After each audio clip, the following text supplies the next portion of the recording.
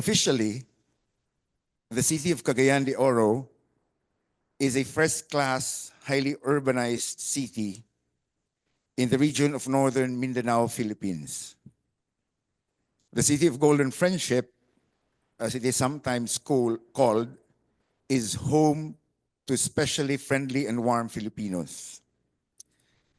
CDO stands as the business, trade, information, technology, and adventure tourism center of Mindanao. My leadership story began when I became one of Carmen's. This is one of the barangays, the biggest barangay in terms of population in Cagayan de Oro. Carmen's zone leader way back in 1989. Until I became a barangay kagawad and barangay captain of Carmen for several terms.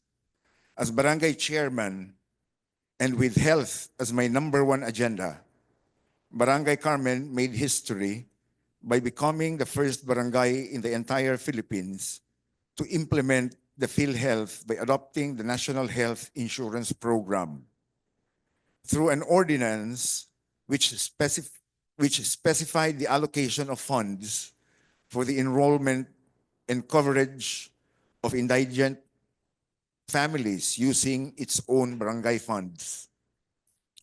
In 2007 to 2010, and from 2013 to 2022, I represented the city's first congressional district, where I became the vice chairman of the Committee on Health. Mag-unsa ang imong pagkamaalagaron kung dili ka matinud-anon. Mag-unsa ang imong pagkamatinud-anon kung dili ka maalagaron. Translated, what is the use of being service-oriented if you are not truthful? What is the value of being truthful if you are not service-oriented? This is a question that Mayor Clarex often asks himself and his supporters to keep their feet firmly on the ground. Clarex is a term that shows that Cagayanon has been marked with a kind of public service which espouses and thus transparent and accountable, crystal clear. As first-term mayor of Cagayan de Oro, I endured numerous challenges that have tested my resolve and character as a leader. The COVID pandemic crisis opened my eyes on the struggles and deprivation experienced by women and children in every family. With the COVID-19 pandemic, local governments could not succeed in implementing any of its programs like reproductive health without teamwork. This has paved the way for my administration's signature agenda of RISE CDO governance platform as a mayor in 2022. R for regional leadership, metropolization, accessibility, and connectivity. I for institutional development and participatory governance. S for safety, security, and social development. And E for economic recovery. Health was a particular point of focus in my early months as local chief executive, as teenage pregnancies have been still alarming amidst the pandemic. We faced a significant challenge, a high rate of adolescent pregnancies among 15 to 19-year-old females, both residents and transients. Despite the national target of reducing the adolescent birth rate, ABR, to 37 or below, the city recorded a staggering 55 births per 1,000. Even when excluding transients, the rate remained a concerning 34. As per our City Health Officer 3, Dr. Rachel Dilia, data is power. We have the highest rate in northern Mindanao simply because we find them.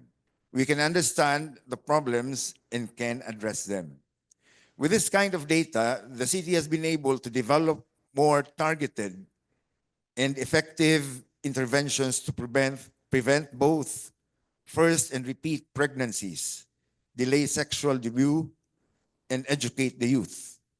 The Challenge Initiative's input on the bridging leadership approach has set a common understanding amongst the members of the city leadership team in building ownership on leading the responses related to the AYSRH issues and challenges.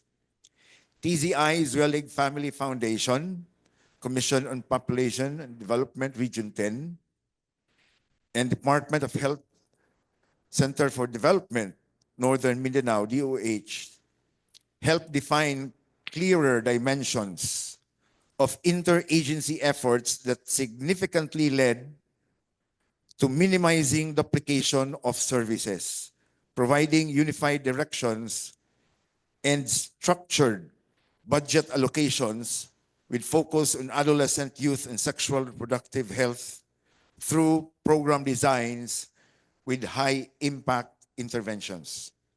The ISDN, Information Service Delivery Network, has helped in harmonizing the youth services and programs of various government and non-government agencies directed towards empowering the youth citizenry.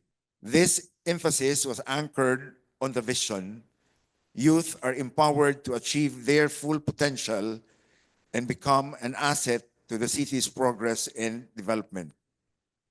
TCI helped define clearer dimensions of interagency efforts that significantly led to minimizing duplication of services, providing unified directions and structured allocations for focused adolescent youth sexual reproductive health through program designs with high impact intervention. Only in our term that a significant increase was made in adolescent sexual reproductive health and separate budget for family planning. We have conducted various dialogues with parents on adolescent youth sexual reproductive health to promote awareness and understanding and encourage open communication with their adolescents. Clarex nga Serbisyo sa Baryo, or KSB, every Saturday, People's Day every Wednesday, and Suroy-Suroy sa Baryo, with more medical, dental, laboratory test services, among others, every Tuesday and Thursday, were conducted to include and promote contraceptive use, address health inequities, and train families on mitigation and emergency response also form part of our approach.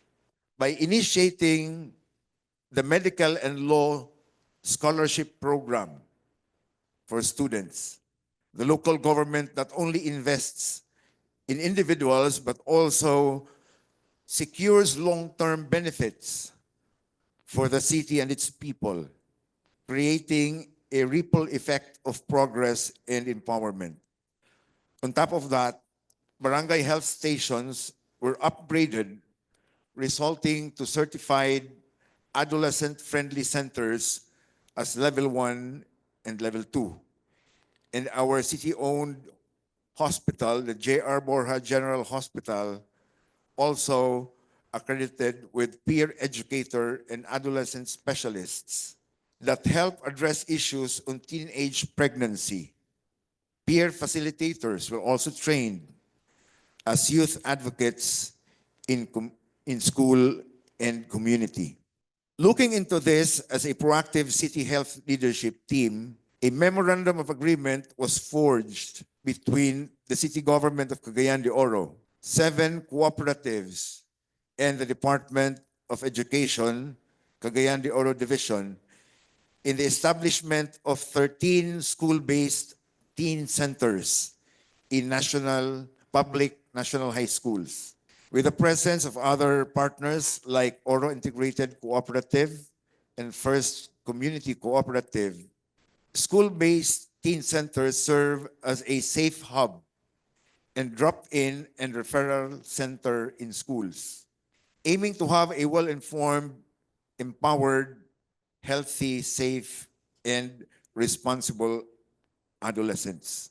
In addition to improving data gathering and analysis, the ISDN facilitated a realignment of the city's referral system to integrate various services for the youth, including child protection, adolescent sexual and reproductive health, mental health, and substance abuse. The city ensures that youth receive integrated, efficient, and compassionate care, enabling them to thrive and contribute positively to society.